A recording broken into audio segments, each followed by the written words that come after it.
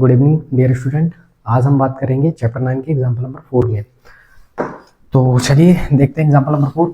ये सवाल इम्पॉर्टेंट भी है बोर्ड की दृष्टि से, इसलिए आप जरूर लगा के रखें। पहले प्रश्न को पढ़िए। प्रश्न क्या कह रहा है? भूमि के एक बिंदु P से, मतलब भूमि पर एक बिंदु है जिसका नाम क्या है, जो क्या है P है। 10 मीटर ऊंचे भवन के शिखर का उन्नयन कोण, एक कोई 10 मीटर ऊंचा भवन है भूमि के इस बिंदु से, यहाँ पे भूमि में एक कोई भवन है, इसका नाम दे देते हैं चलिए AB। ठीक, AB भवन है। इसके शिखर का उन्नयन कोण मतलब ऊपर की ओर देखने पर, इसलिए ये उन्नयन कोण कितने डिग्री बन रहा है? 30 डिग्री। 30 डिग्री है। पहले पूरा प्रश्न पढ़ लीजिए। भूमि के एक बिंदु P से 10 मीटर ऊंचे भवन के शिखर का उन्नयन कोण 30 डिग्री है। भवन के शिखर पर एक ध्वज को लहराया गया है और P से ध्वज के शिखर का उन्नयन कोण 45 डिग्री है। ध्वज दंड की लंबाई और बिंदु P से भवन की दूरी ज्ञात कीजिए। इंट्रोडक्शन है कि यहाँ पे आप √3 का मान 1.732 ले सकते हैं। सबसे बड़ी समस्या इस चैप्टर में बच्चों को ये जाती है कि बच्चे प्रश्न ही नहीं समझ सकते हैं, पढ़ पाते हैं, मतलब चित्र नहीं बना पा रहे हैं।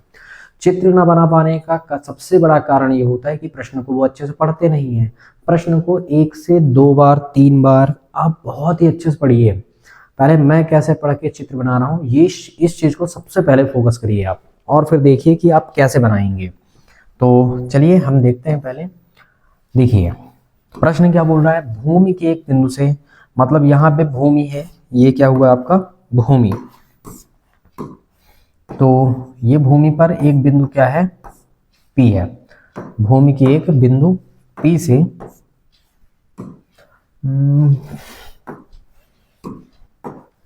भूमि के एक बिंदु P से, कहीं पे कीड़ा बैठा है, चलिए भूमि के एक बिंदु P से क्या बोला गया है? एक 10 मीटर भूमि के एक बिंदु P से, भूमि पर एक बिंदु है 10 मीटर ऊंचे भवन के शिखर का, 10 मीटर ऊंचे भवन मतलब ये भूमि ही होगी, यहाँ पे एक कोई भवन होगा, इस भवन का नाम हम नाम देते हैं AB।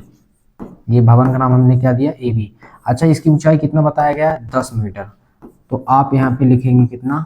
10 मीटर। क्या बोला गया है? भूमि के एक बिंदु P से 10 मीटर ऊंचे भवन के शिखर का उन्नयन कोण 30 डिग्री है। उन्नयन मतलब यहाँ कोई प्रेक्षक होगा, ऊपर की ओर देख रहा होगा। उन्नयन कोण कितना है? 30 डिग्री। ये बताया गया है कि उन्नयन कोण अभी है 30 डिग्री। शिखर, भवन के शिखर पर एक ध्वज को लहराया गया। ध्वज मतलब एक झंडे को क्या किया गया है? लहराया गया है। चलिए आगे देखते हैं। ठीक है, कि यहाँ पर इसके ऊपर एक यहाँ पे ऐसे ध्वज को लहरा दिया गया, एक झंडे को ऐसे लहराया गया होगा, झंडा लहरा दिया गया। P से ध्वज के शिखर का उन्नयन कोण 45 डिग्री है। मतलब इस वाले बिंदु P से ध्वज के ये शिखर का उन्नयन कोण, ये टोटल कोण बड़ा सा 45 डिग्री है। ध्वज दंड की लंबाई ज्ञात करनी है और बिंदु P से भवन की दूरी। तो देखिए बिंदु P से भवन की दूरी को हम यहाँ तक की दूरी को मान लेते हैं भैया x है, और ये ध्वज दंड की जो लंबाई है, यानी ध्वज के डंडे की जो लंबाई, इसको मान लेते हैं L है। तो टोटल लंबाई अपने पास यहाँ पे अगर हम देखें तो यहाँ से लेके यहाँ तक ये 10 है और ये L है, तो कितना हो जाएगा? L प्लस कितना हुआ? 10 मीटर। ठीक, अब हमको L का मान और हमको X का मान याद करना है। ये हमने डायग्राम बना लिया। ठीक, डायग्राम आपका बहुत ही आसान तरीके से बनेगा। आप बस प्रश्न को अच्छे से थोड़ी सी आप पढ़िए, 100% है कि सारी चीजें आपसे बन जाएंगी। प्रैक्टिस करिए, लगातार प्रयास करिए, प्रयास करने से आपसे बनने लग जाएगा। प्रयास करिए, बनेगा। देखिए अब हम करते हैं हल, लिखेंगे हल। डायग्राम बन गया हमारा, हल ही किए हम, लेकिन मानना कितना है पहले ये भी पता होना चाहिए कि हमको मानना कितना है और कैसे मानना है।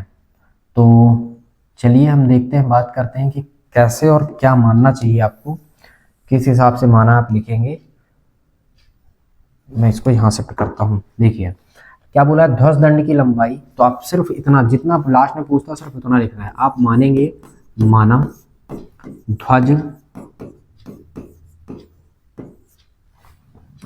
ध्वज दंड की लंबाई, ध्वज दंड की लंबाई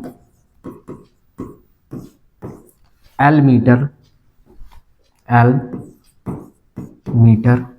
व भवन से बिंदु P की दूरी, किससे, भवन से बिंदु P की दूरी x मीटर है। हमने क्या माना ध्वजदंड की लंबाई L मीटर है और वह भवन से बिंदु, ये भवन है, ये भी भवन था, भवन से बिंदु P की दूरी क्या है, x मीटर है। इसको नाम हम यहाँ पे पॉइंट में दे देते हैं C, सबसे ऊपर। अब आपको दो मान निकालने हैं, एक मान आपको निकालना है क्या, L, और एक मान निकालना है x। अच्छा, आप ध्यान से देखिए, मैंने पहले भी बताया था कि आपको त्रिभुज में फोकस करना है। हम एक त्रिभुज लेते हैं, कौन सा, ABP। देखिए अब आप लिखेंगे, अब त्रिभुज किसमें, ABP में, इस त्रिभुज की हम बात कर रहे हैं, ABP में। ध्यान से देखिए, ABP लंब है, आधार है, क्या लगाएंगे, tan थीटा। और tan थीटा बराबर क्या हो गया, चयन यहीं से करना होता है। मैंने बताया ना कि आप ये देखिए, लंब है, आधार का मान याद करना, मतलब लंब है, आधार है, तो हम क्या करेंगे, tan थीटा लगाए। तो tan थीटा बराबर क्या हो गया, लंब और बटे क्या हुआ, आधार। अच्छा, थीटा मतलब कोण, कितने डिग्री का कोण बना है, थीटा मतलब कोण 30 डिग्री का, 45 नहीं करना है, क्योंकि ABP में आप देखिए 30 का बना है, यहाँ पे कितना लिखे, 30 डिग्री। लंब का मान हमारे पास कितना है, लंब है AB का मान कितना है, 10 मीटर। आधार कितना है, तो आधार को हमने मान रखा है कितना, x। इसका मतलब आपके पास tan 30 का मान कितना ये हुआ, √3। याद कर लीजिए, tan 30 का मान कितना होता है, √1/√3 हुआ, ठीक है।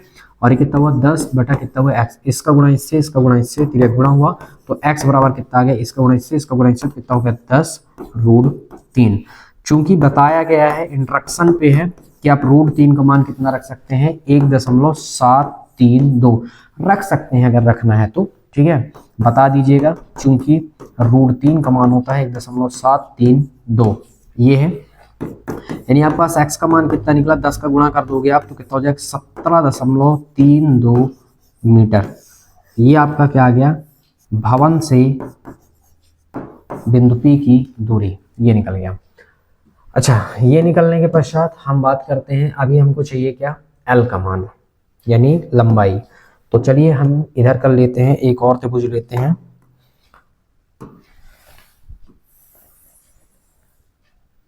इसको हमने पार्टीशन कर लिया।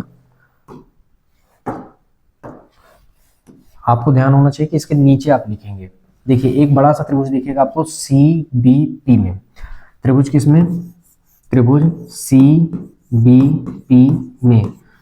अच्छा, आप ये नहीं कह सकते कि ये भी त्रिभुज है CAP, क्योंकि यहाँ पे हाँ त्रिभुज है, 3 भुजाएं हैं, लेकिन यहाँ पे पर्सनली कोई कोण नहीं बना है, और अगर बनेगा तो 15 डिग्री बनेगा, जिसका मान आपको नहीं पता है, बड़ी कक्षाओं में पता चलेगा।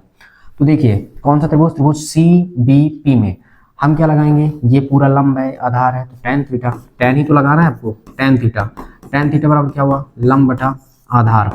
अच्छा, कितने डिग्री कोण बना है, 45 का, तो यहाँ पे लिखेंगे कितना, 45। देखिए पूरा कोण यहाँ से लंब से देखना है, आधार को मिलाना है, 45 डिग्री, ठीक। लंब का मान कितना है, L+10, देखिए पूरा यहाँ से यहाँ तक L+10। आधार कितना है, आधार है बेटा आपके पास कितना, x।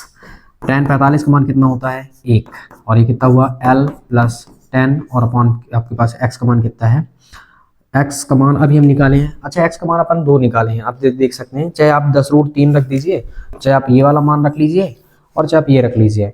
चलिए मैं एक काम करता हूँ, मैं अभी फिलहाल 10√3 रख लेता हूँ, x का मान मैं कितना रख लेता हूँ, 10√3, ठीक। अच्छा, कहाँ से रख सकते हैं इसको, हम समीकरण नाम दे देते हैं, इसको हम समीकरण 1 नाम दे देते हैं। तो हमने बता दिया कि भैया हम समीकरण 1 से रखे हैं, कहाँ से, समीकरण 1 से। चलिए इसको थोड़ी सी ऊपर शिफ्ट करते हैं, ये अब ये क्या हुआ, गुणा करेंगे तो कितना हो गया, 10√3, और कितना हुआ, L प्लस कितना हुआ, 10 को आप इधर लाइए तो कितना हुआ, 10√3, और 10 आके माइनस का 10, इक्वल में क्या बचा, L बचा। हम यहाँ से 10 कॉमन करते हैं तो कितना हो जाएगा, √3, कितना बचा आपके पास, √3 और ऋण का 1, गुणा करिए तो उतना ही आना चाहिए। तो जब आप गुणा करेंगे तो 10√3, 10 एक कम 10, और ये कितना हुआ, L। अब आप देखिए ये कितना हुआ, 10, √3 का मान 1.732 प्रयोग करने के लिए बोला गया है, 1 है तो 1 बराबर कितना हुआ, L। अब आप यहाँ पे ध्यान से देखिए थोड़ी से, ये कितना हुआ, 10, और इसको जब घटाएंगे तो 0.732 आएगा, और ये कितना हुआ, L। जब हम 10 का गुणा कर देंगे तो गुणा करने पर कितना हो जाएगा, ये एक जीरो खिसक, मतलब 0.1 इधर चला जाएगा मल्टीप्लाई करने पे, तो ये तो है 7.32 बराबर क्या हुआ L। इसी को हम लिख सकते हैं, क्या लिखेंगे, पहले ऐसा लिखेंगे L बराबर 7.32 मीटर, और ये आपका क्या हुआ, सेकेंड आंसर हुआ। मतलब आप अतः करके लिख सकते हैं, क्या लिख सकते हैं, जो आप मानते हैं उसी को आपको लिखना है। क्या लिखेंगे आप, देखिए आप लिखेंगे लास्ट में, अतः ध्वज दंड की लंबाई 7.32 मीटर व भवन से बिंदु P की दूरी 17.32 मीटर है। प्रश्न को इसी तरह से किया जाता है, अच्छे से पढ़ना है और अच्छे से पढ़ने के पश्चात आपको क्या करना है, कंप्लीट करना है। तो आशा करता हूँ समझ में आ गया होगा। पीडीएफ में आपको अच्छे से देखने को मिल जाएगा, या क्वेश्चंस आप अपने बुक से देख लीजिए और आंसर आप यहाँ से स्क्रीनशॉट भी ले सकते हैं, ठीक, इससे कोई फर्क नहीं पड़ता है। मैं साइड में भी हो जाता हूँ, तो ये आप देख लीजिए, समझिए और अच्छे से लगाने का प्रयास करिए। नेक्स्ट क्वेश्चन हम चलते हैं। देखिए, एक समतल जमीन पर एक मीनार खड़ी है, इसमें चित्र बना के दिया गया है, ये भी एक मीनार है, ठीक है। छाया की स्थिति 40 मीटर अधिक लंबी हो जाती है, यहाँ पे इसका, इस मीनार का छाया बन गया, देखो ए बी का छाया बना BC, लेकिन 40 मीटर अधिक लंबी हो जाती है। कब, जबकि सूर्य का 49 60 से घटकर 30 हो जाता, मतलब पहले 60 डिग्री था, घट के 30 डिग्री हो गया। अर्थात छाया के एक सिरे से मीनार के शिखर का उन्नयन कोण 60 है और BD की लंबाई ज्ञात करनी है। मतलब आपको सिर्फ किसकी ज्ञात करनी है, लंबाई ज्ञात करनी है, B से D की लंबाई ज्ञात करनी है। तो चित्र तो इसमें बन के आएगा, इससे कोई फर्क नहीं पड़ता है, मतलब सीधे सीधे मीनार की ऊंचाई ज्ञात करवा रहा है और BD की लंबाई ज्ञात करवा रहा है। दो चीज देखिए, अगर हम देखें तो BD की लंबाई ज्ञात करवा रहा है, मतलब ये ज्ञात करवा रहा है कि BD कितना है, और साथ में बताया गया है कि मीनार की ऊंचाई, दो चीजें ज्ञात करवा रहा है। तो चलिए हम BD की लंबाई को मान लेते हैं कि भैया ये B से लेकर D की दूरी, ठीक, कितनी कहलाएगी, ये चेक करते हैं। चलिए पहले एक काम करते हैं, पहले हम आधी दूरी ले लेते हैं। हम ये मानते हैं कि यहाँ से लेके यहाँ तक की दूरी हमारी कितनी है, x है, तो यहाँ से लेके यहाँ तक की दूरी हमारी कितनी हो जाएगी, ये हो जाएगी 40 + x, कितनी हो गई, 40 + x हो गई टोटल, क्योंकि 40 है, x है। अच्छा, इस वाले को हम मान लेते हैं कि यहाँ से लेके यहाँ तक हमारे पास मीनार की ऊंचाई कितनी है, h है, ठीक, ये हम मान लेते हैं। चित्र में थोड़ी सी इंडिकेट किया था, हमने पूरा बना लिया। अच्छा, कहाँ कहाँ आप माने, ये चीज जरूर आप लिखेंगे। क्या बोल रहा है, हम मानेंगे, हल करेंगे, BD की लंबाई बोला था ना, तो हम देखिए मान लेंगे, माना मीनार AB की ऊंचाई, AB है मीनार की ऊंचाई h मीटर है, क्या है, h मीटर है, ये हमने मान लिया। तथा BD की छाया की लंबाई पूछा है, तथा चित्रानुसार, मतलब चित्र के अनुसार, चित्रानुसार मतलब चित्र के अनुसार BD की लंबाई, BD या DB आप कह सकते हैं, वही है, DB की लंबाई, DB की लंबाई, देखिए D से लेके B की लंबाई कितनी है, 40 धन x, 40 धन x मीटर है। अच्छा, मीटर क्यों लिख रहे हैं, क्योंकि मीटर में दिया गया है, सेंटीमीटर में दे तो सेंटीमीटर लिख देते हैं ना, इससे कंफ्यूज नहीं होना है कि मीटर से कहाँ से आ गया, सेंटीमीटर कहाँ से आ गया, वो क्वेश्चन में दिया जाता है, प्रश्न में दिया जाता है। अब देखिए कितने त्रिभुज हैं, दो त्रिभुज है, एक ABC है और एक ABD है। तो चलिए कोई सा भी पहले उठा लीजिए, इससे कोई फर्क नहीं पड़ता है। अब हम उठाते हैं त्रिभुज को, उठाते हैं, लिखते हैं। अब कौन सा त्रिभुज ले रहे हैं, एक सेकेंड,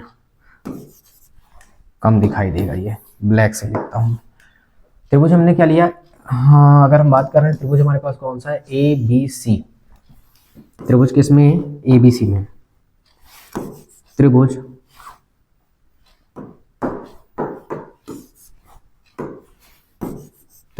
ABC में हम क्या कर रहे हैं, tan थीटा लगा रहे हैं। तो tan थीटा बराबर क्या हुआ, लंब, और बटे क्या हुआ, आधार।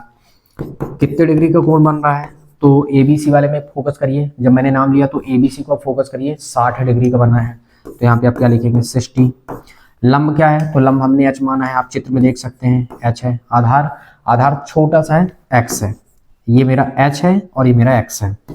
अच्छा, इस केस में tan 60 का मान कितना होता है, √3, tan 60 का मान पता होना चाहिए, √3, और h बटे क्या हुआ, x, तिर्यक गुणा किए तो ऊंचाई कितना कहलाया, x √3, ये हमारे पास ऊंचाई निकल गया है, लेकिन इसमें x इंक्लूडेड है, मतलब अभी फाइनल आंसर ये नहीं है।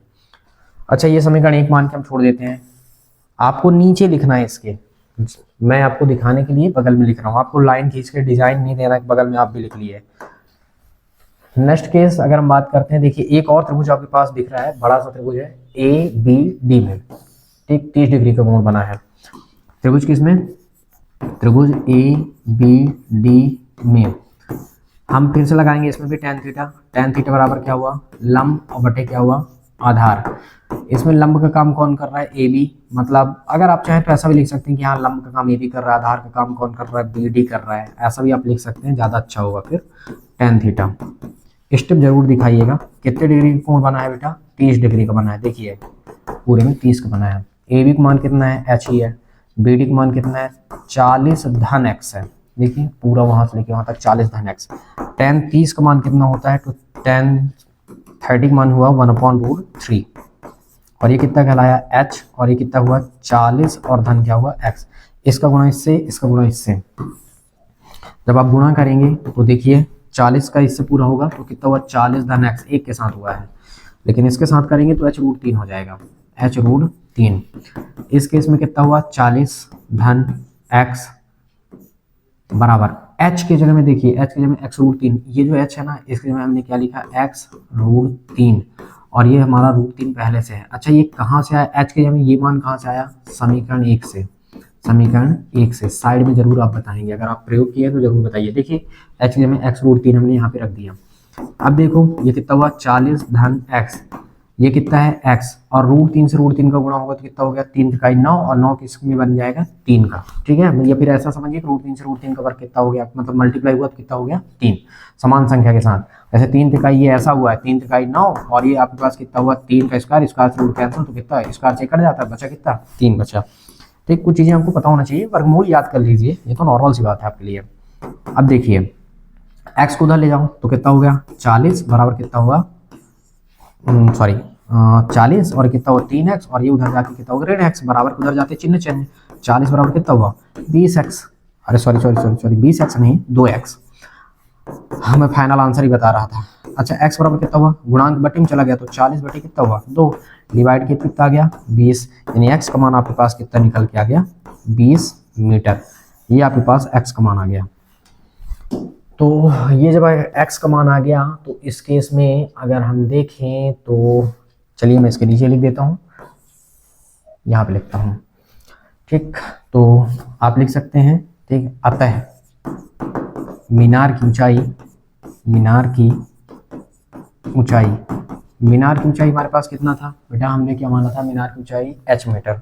तो h तुम्हारे पास कितना हुआ? h तो है, ठीक है, मीनार की ऊंचाई के पास क्या हुआ?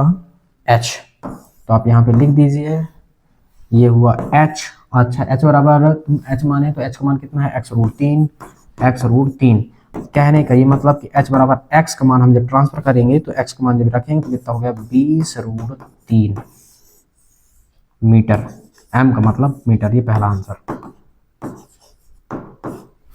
ठीक, अगर हम सेकंड की बात कर रहे हैं थोड़ी से, BD की लंबाई, छाया BD की लंबाई, तो आप ये आपके पास निकलेगा।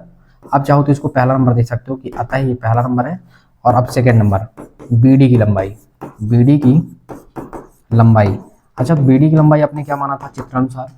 40 धन x, 40 धन x, और अब आप देखिए 40 और x का मान आपका कितना है? 20, तो कितना हो गया टोटल? 60 मीटर। ये आपका क्या हुआ? सेकंड आंसर हुआ। ये बन जाएगा, आसान है वैसे। ठीक, आप चित्र जरूर देख लीजिएगा एक बार, और ये उसका था सॉल्व आंसर। अच्छे से आप देखिएगा, पहले यहाँ से लिखना है, मानने वाला लिखना है, चित्र आपको बनाना पड़ेगा क्योंकि मैंने वहीं बना दिया, चित्र आप बना लीजिएगा नीचे, और ये फिर उसके नीचे से ये, फिर उसके नीचे ये सब लिखना है। ठीक, बहुत ही अच्छे से केयरफुली आपको लिखना है, तो सारी चीज़ें क्लियर हो जाएंगी। नेक्स्ट हम बात करते हैं, अगला देखिए, एक बहुमंजिल भवन के शिखर से देखने पर, एक बहुमंजिल भवन, एक बहुमंजिल मतलब बहुत बड़ा भवन है, बहुमंजिल इसमें बहुत सारे फ्लोर होते हैं। एक बहुमंजिल भवन के शिखर से देखने पर 8 मीटर ऊंचे भवन के शिखर और तल, पहले किसका नाम लिया है? शिखर, उसके बाद तल का अवनमन कोण, अवनमन मतलब ऊपर से नीचे देखा गया, 30 और 45 है। बहुमंजिल भवन की ऊंचाई और दोनों भवनों के बीच की दूरी ज्ञात करनी है। प्रश्न बहुत अच्छे से पढ़ेंगे तो आपको क्लियर हो जाएगा, मैंने पहले भी बताया है। देखिए प्रश्न क्या कह रहा है कि एक बहुमंजिल भवन है, तो बहुमंजिल भवन में क्या होता है, ये थोड़ी सी बड़ा होगा, कई सारे फ्लोर होंगे इसमें, मैंने नाम दिया PQ। ये हमारा क्या है, बहुमंजिल भवन है। अच्छा ये जमीन होगा, यही तो होगा, और यहाँ पे एक 8 मीटर का भवन है, इस भवन को नाम हमने दे दिया AB थोड़ी देर के लिए कि भैया ये AB नामक जो भवन है वो कितना मीटर का है, 8 मीटर का है, 8M का है, ठीक है, 8 मीटर का है। अच्छा अगर मैं इसको समांतर ऐसे खींच दूं, तो अगर ये इस पॉइंट, अभी इस पॉइंट को नाम मैं दे रहा हूँ C थोड़ी देर के लिए, तो इसका मतलब समांतर खींच रहा हूँ, तो इसका मतलब जब ये 8 है तो इधर मतलब ये भी 8 मीटर ही होगा। प्रश्न क्या कह रहा है, ध्यान से देखिए, बहुमंजिल भवन के शिखर से 8 मीटर ऊंचे, ये 8 मीटर ऊंचा भवन, भवन के शिखर, पहले बात कर रहा है शिखर, मतलब हम यहाँ से देख रहे हैं तो पहले हम शिखर को देखें, मतलब शिखर, शिखर पर पहले देखिए, शिखर की बात हुई तो पहले शिखर में 30 डिग्री कुआं, फिर उसके बाद क्या बोला गया है, तल, फिर हम कहाँ देख रहे हैं, यहाँ से वो देखा गया होगा यहाँ, तो कितना होगा यहाँ पे, कितने का, यहाँ पे बना 30 का और यहाँ पे बना कितने का, 45 का। अब बात थोड़ी सी समझिएगा, पहले मैं इसे थोड़ी सी बैकआउट करता हूँ, ठीक, देखता है, पहले यहाँ देखा तो इसका मतलब क्या हुआ, पहले जब वो देखता है शिखर पर देखा तो अवनमन कोण है चूंकि, तो थोड़ी सी हमको ये ध्यान रखना है कि अवनमन कोण अगर है तो वो देखेगा तो हमको समांतर रेखा तो खींचना पड़ेगा।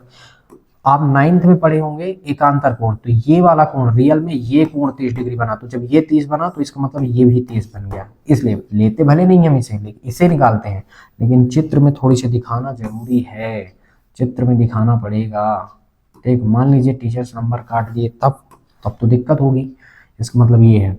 अच्छा जब शिखर, फिर हम कहाँ देखते हैं, शिखर पर देखते हैं, तो शिखर से जब हम कहाँ पे देखते हैं, बिंदु B पर देखते हैं, तो देखिए यहाँ से जब ये देखा गया तो मतलब ये समांतर रेखा से ये कोण आपका टोटल ये है 45, तो इसका मतलब जब ये पूरा 45 है तो एकांतर कोण के अकॉर्डिंग ये भी क्या होगा, 45 ही होगा। थोड़ी से चित्र में आपको दिखाना पड़ेगा, मैं तो यही कहूँगा कि आप चित्र में जरूर दिखाएं, अनिवार्य है थोड़ी से, ठीक। और ये बन गया हमारा चित्र, डायग्राम बन के रेडी हो गया। अच्छा कुछ नाम देते हैं क्योंकि अब अपने पास इंस्ट्रक्शन नहीं है ज़्यादा। क्या ज्ञात करना, बहुमंजिल भवन की ऊंचाई, तो देखिए जब ये 8 है, अभी हम यहाँ से लेके यहाँ तक के लिए दूरी मान लेते हैं फिलहाल ये x है। अच्छा जब ये x हुआ तो इसका मतलब यहाँ से लेके यहाँ तक भी ये x है, इसका मतलब यहाँ से लेके यहाँ तक हम थोड़ी देर के लिए अगर मान लेते हैं कि h है, तो टोटल दूरी बहुमंजिल भवन की कितनी बनेगी, नीचे से लेके यहाँ तक के लिए h + 8 और ब्रैकेट में डाल देते हैं और ये मीटर, इतना। चित्र आपको बहुत ही अच्छे से केयरफुली बार बार पढ़िए, प्रयास करिए, बनने लग जाएगा, जैसे मैंने बनाया है आपको भी ऐसे प्रयास करना और बनाना है, ठीक। बाकी आपको आसान लगेगा, कोई दिक्कत नहीं होगी। अच्छा देखिए हम हल जब करते हैं तो हल करते समय हमको कितना लिखना होता है, बहुमंजिल भवन की ऊंचाई और दोनों भवनों के बीच की दूरी, तो देखिए एक भवन ये था, एक भवन ये है, मतलब ये PQ बहुमंजिल है और AB 8 मीटर का भवन है, तो दोनों भवन के बीच की दूरी कितनी है, x मीटर है। और बहुमंजिल भवन की ऊंचाई कितनी है, ऊपर से P से लेके Q तक h + 8 मीटर है। तो हम क्या लिखेंगे, माना देख दोनों भवनों के बीच की दूरी, दोनों भवनों के बीच की दूरी, बीच की दूरी, अच्छा बीच की दूरी को आप लिख सकते हैं BQ, ठीक ना, BQ बराबर x मीटर तथा चित्र के अकॉर्डिंग, चित्रानुसार भवन की ऊंचाई, भवन की ऊंचाई, अच्छा ये हम इसे बहुमंजिल भवन कहेंगे तो ज़्यादा अच्छा रहेगा, मैं यहाँ पे लिख देता हूँ बहुमंजिल भवन की ऊंचाई P से लेके Q है, तो PQ बराबर क्या है, h + 8 है, h + 8 m है। ये हमारे मानने का काम हुआ, मानने का तरीका यही होना चाहिए, जितना प्रश्न बोलता है सिर्फ उतना ही मानना है और उसी के अकॉर्डिंग आपको हल करना है। चलिए अब आगे देखते हैं थोड़ी से क्या बोला है, ये सब तो हो गया। अब आपको ये सर्च करिए कि त्रिभुज कौन कौन से हैं। त्रिभुज को देखिए, एक त्रिभुज PCA दिखा आपको, PCA, एक त्रिभुज है पी क्यू बी, जहाँ पे कोण बन रहा है इसको देखिए पी सी ए, दोनों में से किसी भी त्रिभुज को आप पहले ले लीजिए, कोई फर्क नहीं पड़ता, आंसर आपका वही आएगा। चलिए मैं हल करता हूँ, लिखता हूँ मैं त्रिभुज पी सी ए में, त्रिभुज किसमें, पी सी ए में। इस त्रिभुज की अगर हम बात करते हैं तो पी सी ए में अगर आप देखेंगे तो पी सी ए में अगर हम बात कर रहे हैं तो बना आपके पास क्या, tan थीटा, और tan थीटा बराबर क्या हुआ, लंब बटा क्या हुआ, आधार। इस केस में आप थोड़ी सी दिखाइए, क्या दिखाएंगे कि कितने डिग्री कोण बन रहा है, 30 बन रहा है। देखिए लंब आपके पास क्या कौन काम कर रहा है, पीसी काम कर रहा है, दिखा दीजिए आप। आधार कौन काम कर रहा है, एसी या सीए काम कर रहा है, जो भी आपको लिखना है लिख लीजिए, दोनों सही है। tan 30 का मान होता है 1/√3। पीसी का मान हमारे पास कितना है, पीसी का मान केवल हमारे पास h है, चित्र में देखिए। सीए का मान हमारे पास कितना है, तो सीए का मान x है, तिर्यक गुणा करिए तो x से कम हुआ x और तिर्यक गुणा हुआ तो कितना हो गया यहाँ से h√3। ठीक, ये कितना निकला आपके पास, h√3, h√3। कीड़ा बैठ गया शायद, ये इसको हम नाम देते हैं क्या, इक्वेशन नंबर फर्स्ट। अब देखिए ये हुआ। अब हम बात करते हैं सेकंड। मैं इसे थोड़ी से पार्टीशन कर देता हूं तो ज़्यादा अच्छा रहेगा, इसके नीचे से लिखना है, क्योंकि मैं थोड़ी से सोच रहा हूं कि आपको एक ही तरफ दिखाई दे, इसकी वजह से मैं यहाँ पे पार्टीशन थोड़ी सी किए दे रहा हूं। तो चलिए, आपको ऐसा कुछ डिजाइन नहीं देना, इसके नीचे लिखना है, बार बार बता रहा हूं मैं। ठीक,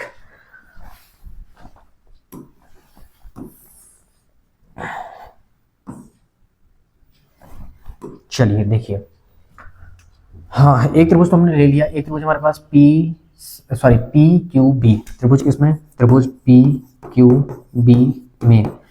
बार बार बता रहा हूँ, इसके नीचे लिखना है, ये चित्र रहेगा साइड में माना, फिर इसके नीचे से, फिर ये सब इसके नीचे रहेंगे, जैसे जैसे मैं लिखूंगा सब नीचे रहेंगे। ठीक, कोई भी डिजाइन नहीं देना है। अब देखिए हम इसमें क्या लगा रहे हैं, tan थीटा, क्या हमने लगाया, tan थीटा। tan थीटा बराबर क्या हुआ, लंब बटे क्या हुआ, आधार। ठीक, अब लंब बटे आधार अगर हुआ तो इसका मतलब कितने डिग्री कोण बन रहा है, 45 का बन रहा है, तो tan 45। लंब आपके पास P से लेके सीधे Q, देखिए P से लेके सीधे Q तो क्या हुआ PQ। आधार क्या है, Q से लेके B, क्या हो गया आपके पास QB। ठीक, tan 45 मान होता है कितना, 1। P से लेके Q का मान देखिए कितना है, h+8। QB का मान कितना आपके पास, x।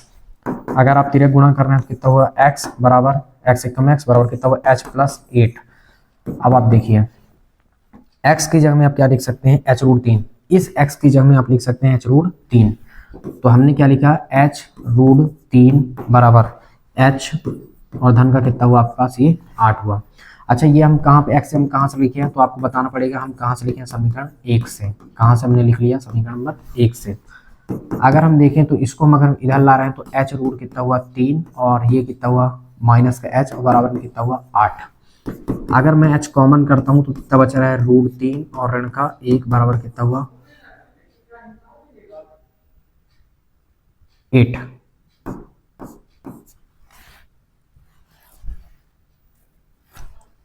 इस केस में क्या कहलाया, h बराबर आपके पास कितना कहलाया, ये हुआ 8 और ये कितना हुआ √3 और माइनस का क्या कहलाया 1। या तो हम आंसर यहीं पे छोड़ सकते हैं या तो फिर हम परमीकरण करें। ठीक, अगर हम इसका परमीकरण करेंगे तो कुछ आएगा, ये परमीकरण कैसे करते हैं, अगर ये माइनस है तो हम क्या करते हैं प्लस करके, √3 + 1 और ये √3 और +1। 9th में आपने सीखा होगा परमीकरण, परमीकरण करते आपसे बनना चाहिए, माइनस रहता है तो प्लस करके ऊपर नीचे क्या कर लेते हैं, गुणा कर लेते हैं। अब चलिए मैं इधर करता हूं,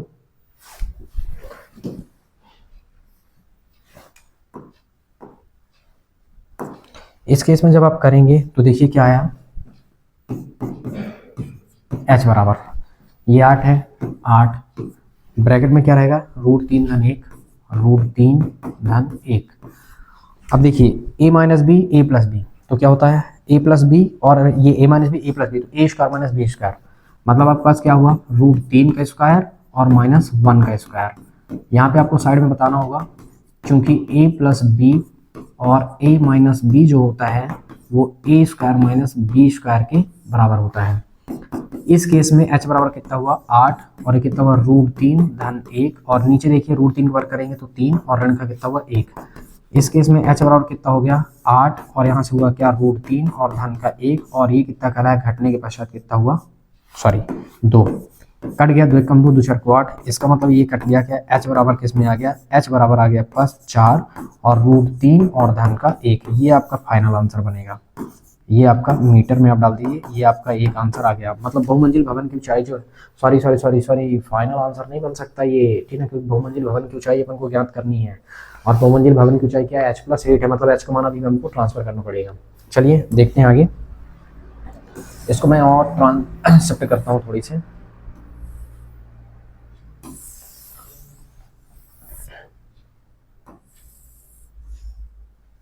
थोड़ी सी मैं इसको एडजस्ट कर रहा हूँ, ये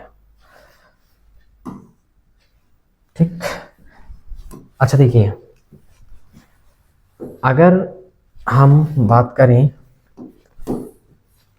अगर हम h का मान यहाँ पे रखते हैं समीकरण मेरे 1 में, तो देखिए आपको लिखना पड़ेगा h के मान को समीकरण 1 में रखने पर, सॉरी ये आंसर नहीं होगा, रखने पर जब रखेंगे तो कितना हो जाएगा, देखिए x बराबर h के जगह कितना रखना है 4 √3 धन 1, ये पूरा है h है और बाहर क्या है रूट का 3 है। अगर हम गुणा कर रहे हैं तो देखिए अगर ये 4 है और √3 का अगर इससे गुणा हो तो √3 से √3 गुणा 3 और धन √3 एकम 3, मतलब ये आप ये कह सकते हैं ये आंसर है। ये आप मीटर में डाल के बता सकते हैं कि ये आंसर आपका ये होगा। मतलब दोनों भवनों के बीच की दूरी, अगर आप चाहें तो 4 3 12 करके अंदर भी गुणा कर सकते हैं, इससे कोई फर्क नहीं पड़ता है। ये आपका ये फाइनल आंसर बनेगा, दोनों भवनों के बीच की दूरी। अच्छा देखिए, आपके पास बहुमंजिल भवन की ऊंचाई पूछा तो अब लास्ट में लिख सकते हो क्या आता है, बहुमंजिल भवन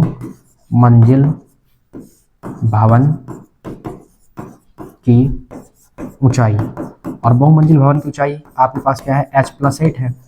देखिए h+8 है, h का मान आपके पास निकला है, इसको आप चाहे मान सकते हैं समीकरण नंबर 2। h का मान कितना निकला है, ये मेरा 4 है, h नहीं है, ध्यान रखिएगा ये 4 है, ठीक। तो ये 4 लिखा हूँ मैं, h नहीं हूँ ना बेटा, ध्यान रखना इस चीज का, ठीक। अब देखिए ये कितना हुआ आपके पास, h का मान हुआ 4 और कितना है √3 और धन का 1 और बराबर कितना हुआ आपके पास 8, सॉरी 8 क्या लिख रहे हैं यहाँ से हम, धन 8 ये है। अच्छा गुणा अगर हम कर रहे हैं तो कितना हुआ 4 √3 और धन का 4 एकम 4 और धन का ये 8 है। यहाँ पे लाके लिखता हूँ मैं, तो इस केस में क्या कहलाया, ये हुआ 8 4 कितना हुआ 12 और धन का 4 √3। अगर मैं इसे 4 कॉमन करूँ कितना बचेगा 3 धन √3 और मीटर, ठीक। तो ये आपके पास क्या बहुमंजिल भवन की, यानी बहुमंजिल भवन का नाम क्या था, तो बहुमंजिल भवन का नाम था हमारे पास PQ। इसको मैं और इधर शिफ्ट कर देता हूँ, इसको मैं लिख देता हूँ, ये क्या है P और ये क्या है Q, मतलब ये आ गया क्या PQ मीटर, और ये आपका क्या आ गया सेकंड आंसर। ये क्या है आपका PQ, ये आपके पास क्या है PQ, ये सब है PQ। इसमें आप एरो का चिन्ह दिखाइए और आप इसको फाइनल करके लिखिए। ये है, मैं इसको थोड़ी सी छोटा करता हूँ, क्रॉप करता हूँ।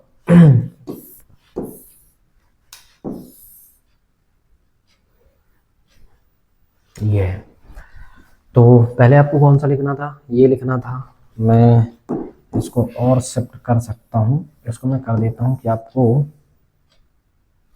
कहाँ कहाँ से लिखना था, तो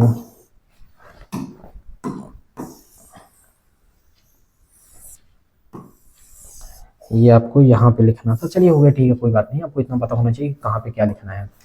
देखिए पहले आपको डायग्राम बनाना था, ये लिखना, फिर उसके बाद ये लिखना, फिर उसके नीचे ये लिखना है, फिर वहां से लेकर के यहाँ तक लास्ट में लिखना। लास्ट में आपको ये जरूर बताना पड़ेगा कि दोनों भवनों के बीच की दूरी कितनी है, 4 × 3 + √3 मीटर है, तथा बहुमंजिल भवन की ऊंचाई क्या है 4, सेम ही है दोनों, 4 × 3 + √3 मीटर है, ठीक। और इस सवाल को अपन इसी तरह से करेंगे। बाकी क्वेश्चन आप देख सकते हैं, क्वेश्चन आप एग्जाम्पल बुक से देख सकते हैं, रख सकते हैं सामने, और उसके बाद आप फिर जरूर करिएगा, ठीक।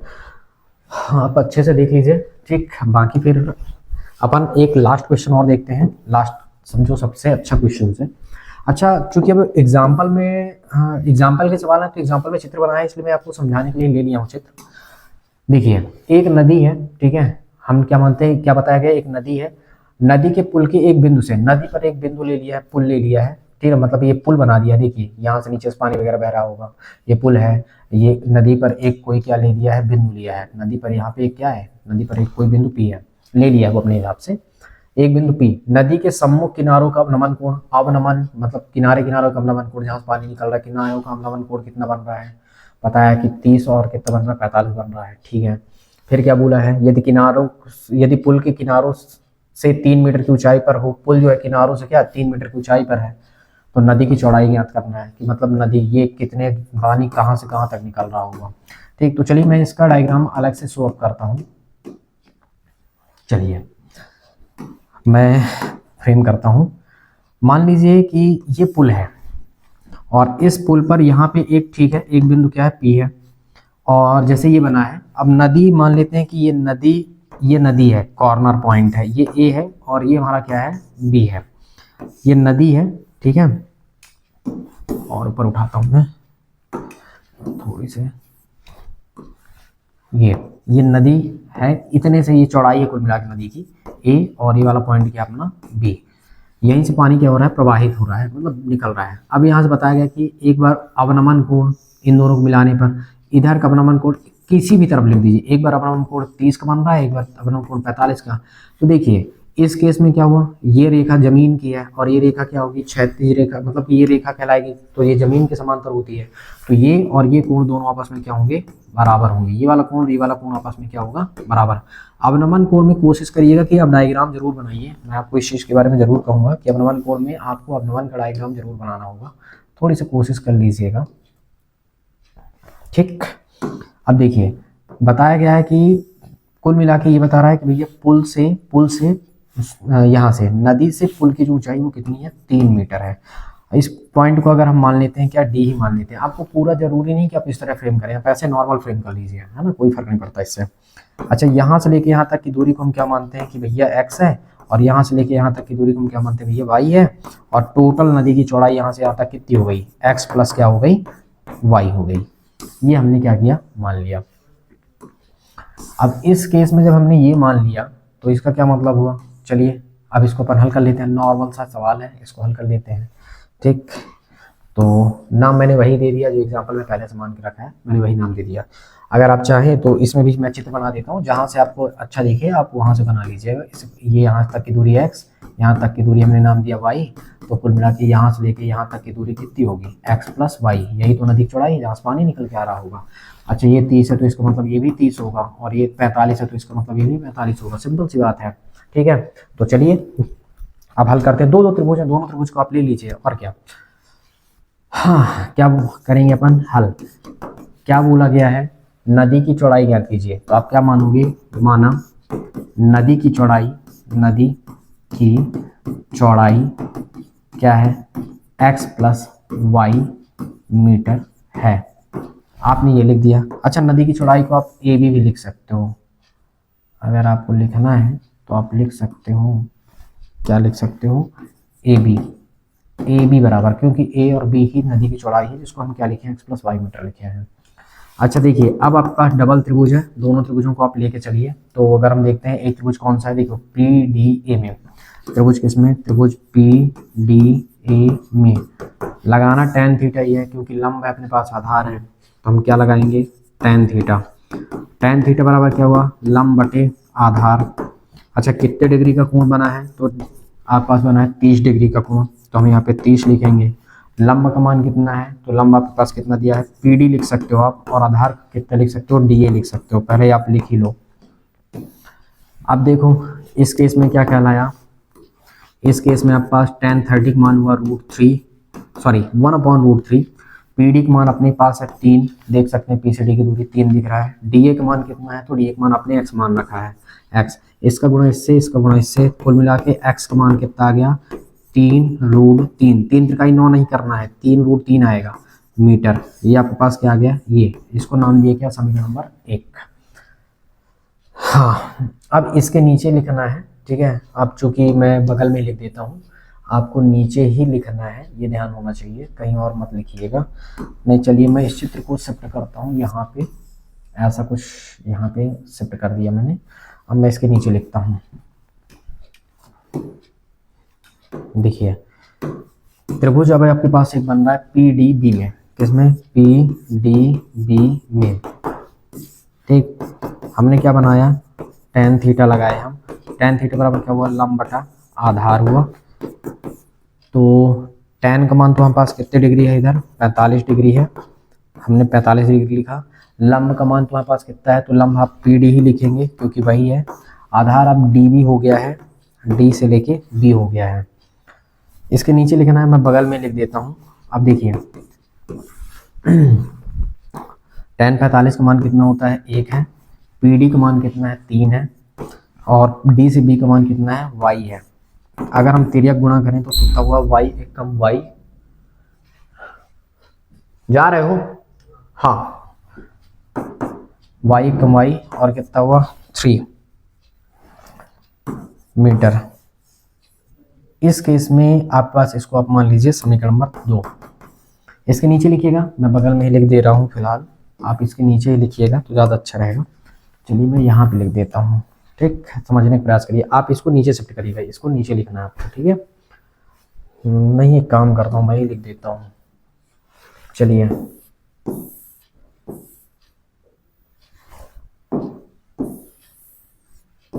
ये लीजिए, मैंने यहाँ पे नीचे शिफ्ट कर दिया, ठीक।